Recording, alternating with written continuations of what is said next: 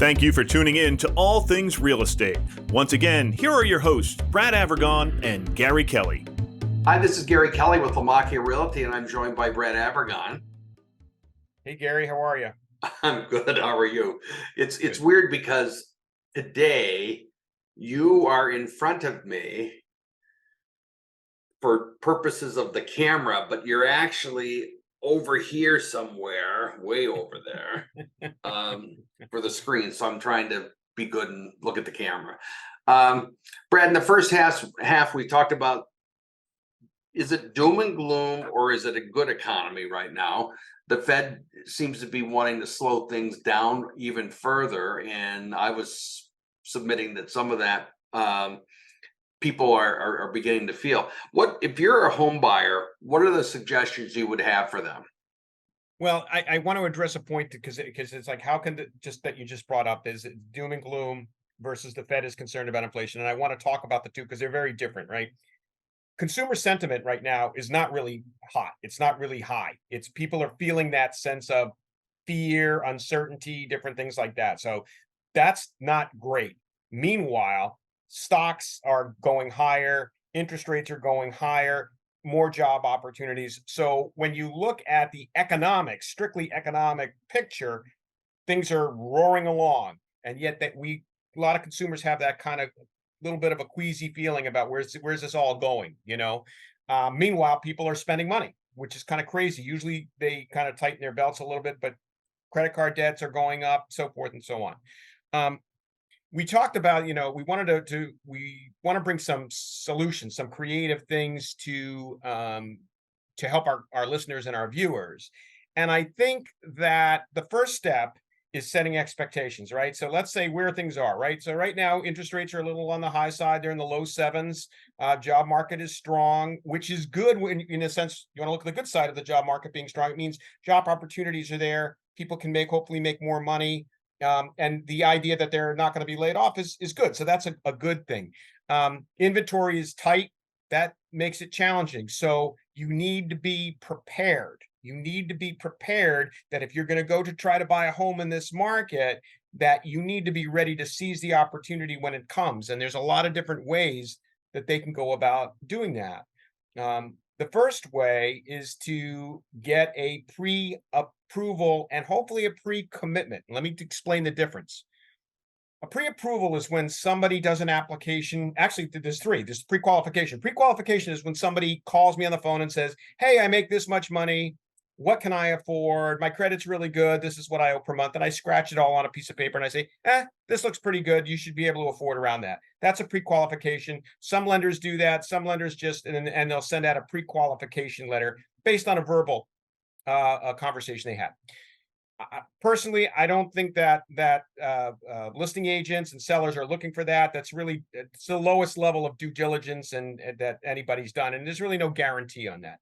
The next level is pre-approval. Pre-approval is where I actually ask a prospective client to send me their W-2s, pay stubs, bank statements. I look at their credit. I look at all that stuff. I put it together in a hypothetical purchase scenario of what they're going to buy, how much they're going to put for a down payment, and I run it through an automated underwriting engine, which basically gives me an indication that they're going to be approved. And I issue a letter saying these folks have been pre-approved. I've looked at the following documents: W-2s, pay stubs, and bank statements, and credit. That's a much stronger, and that's usually kind of the minimum I think that listing agents and sellers are looking for when an offer is presented in front of them. The third level is an actual commitment that we're able to do, where not only do we get all that information up front, but we send it to an underwriter. We disclose on that file, so the borrower signed disclosures. We get it approved with a commitment letter, subject to only title and appraisal. And if they're not locking their rate at that point, rate lock.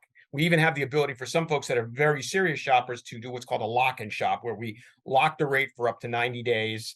And they have to put a property under agreement in that timeline, or that's the goal in any case. So those are very, very strong ways to look at getting prepared. The first step I think for people to do is maybe look at their own credit. They can go to freeannualcreditreport.com, look at their own credit, make sure there's nothing in there that's not right, not correct, and if there is, they clear it up. And then I can pull my credit report, for example, and we can get them on their way. But they want to make sure that they make their that their credit is correct, that they make their payments on time, that they try to keep their credit card balances to 30% or less of the line of credit if they can. And they do not want to end any long existing lines of credit. So maybe they've had a credit card since college. Don't close that account because you think it's a good idea prior to applying a mortgage. That account is actually helping you, even if it's got a $50 annual fee. And don't open any new lines of credit. Don't go shopping for a car. Don't go opening up a furniture account. Don't do anything like that prior to applying for a mortgage, because that also could impact your credit. I think one of the other things, Brad, that we need to talk about is the inventory situation and be honest and open about that. If you take a look, I've got clients that have come up to me and said, I was born and raised in Westboro. I want to buy a simple, 3-bedroom house there in Westboro. And as of May 2023, the average price of a single family house sold in Westboro for $848,000 average. And if you're out there and you're a first time buyer and you're saying, listen, I've done all that and the most I can do is 400,000. Okay.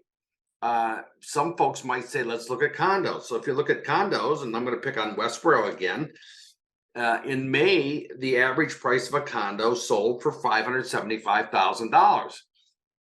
That's putting those products out of reach for those first-time buyers, those consumers. And so that's where we say one of the things you're going to have to think about is flexibility on location. You may want to look at going outside of the boroughs. We're finding some great properties in Auburn, Millbury, Leominster, places that folks have not been focusing their search. But at the same time, if you do that, there are some very nice starter type homes out in that area, or downsizer homes for that matter, that people are ignoring because it's not in their backyard. And I think that that's an important concept to get their arms around. I would agree with you, Gary. I think that sometimes people have the mindset, okay, I want to live in this town because I have friends there, or maybe the town was approachable a year or two ago and they say, oh, this looks like a really great community. But now the numbers are just such, because inventory is so low, that it's driven the prices out of reach. And I think by looking at maybe 1 or 2 towns further west, it may add another 15 minutes, to your commute. But it may create a wonderful opportunity. You brought up the town of Auburn is a great opportunity. It's right on the Mass Pike, so you're probably talking about another 15 minutes further west than maybe the 495 exit might be. But you can get a much nicer home, a more affordable home. Definitely the case. I had a client who was recently looking in the Hudson marketplace and was finding it really tough, but they found a wonderful opportunity in Clinton. 1 town over, 2 towns over. And these are towns that they may not have heard of before, but that are great towns, and the property was beautiful. So I think you're absolutely right in advising them to consider that. That's part of, I think, the tough love that we were talking about, is making sure that people understand that some of the areas that they're familiar with just may not be attainable at this point. I don't want to be a downer. I just want to be clear with our clients on their expectations so that they're not crushed looking at a bunch of homes that they'll never in the short term be able to afford. It's sad. And we've had people that look at half a dozen homes and they say, will I ever be able to afford anything? We had one recently that said, well, I'm getting a pay raise at work. Can I get that, reflected in my mortgage? And is that going to make a big difference? Well, as it turned out, they were looking in Framingham, and Framingham is not a town that's necessarily easy to just walk into with what pricing has done there. So I think it's a challenge, and I would rather have that conversation with someone up front over a coffee or whatever than to waste their time and frankly our time running out and looking at house after house after house and just having them be crushed when they see what they can afford. I would agree 100%, Gary. And I think what you and I are talking about is setting realistic expectations, especially with first-time home buyers. I had a call recently with a client who was just burned out. He was looking in the Melrose area, which is basically impossible to buy in. And, he kept looking. He maybe went over even one town west. But again, when you're inside that 128 belt, it's next to impossible to get a property. And they were just burned out. They said, well, we're gonna sit and wait, and maybe prices will come down. And unfortunately, I had to tell them, and again, it's that tough love thing. I don't anticipate prices coming down, and there's just not enough inventory. People point to 2008. Well, there was tons of inventory in 2008, and there was a lot of crazy things going on during that time. That is not the market we're in, and just based on the limited supply of homes that are coming on the market and that are expected to come on the market, and that's a really important distinction.